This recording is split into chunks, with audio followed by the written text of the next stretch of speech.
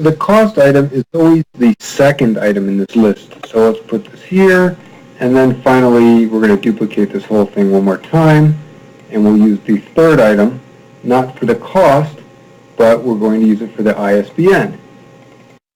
We set that there. Now when we process the list, we'll get each of the items out of the book item list. And finally, what we want to do is set the results label. We're going to set this text to rebuild everything, because first we clear it out, right? We set it to blank. Well, then as we have these values, let's add to the list. So if we're going to add to the list, that means that first we have to do a join. And what we'll do is we'll put the original values that are in here, and let's go and say results label. Here we go, and we'll take the text, and then we'll put the rest of these values from the data in here. And I know from our book we need like 7 of these. 4, 5, 6, 7. Okay? And what we're going to do first is we're going to put 2 new lines in here.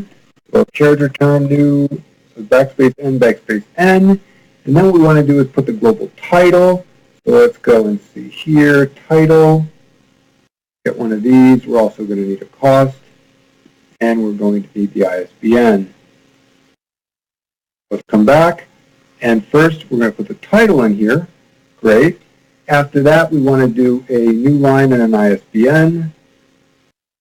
This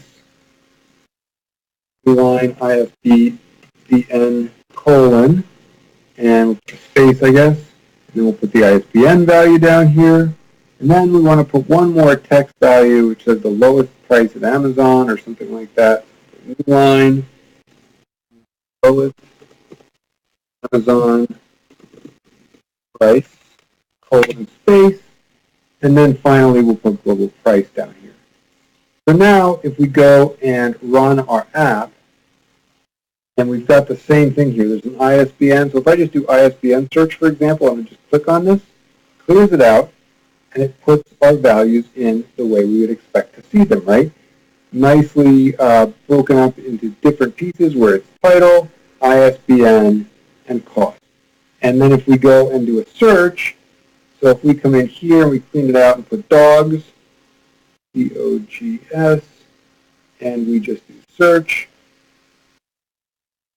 once again, we've got our list of results that come in that's really good.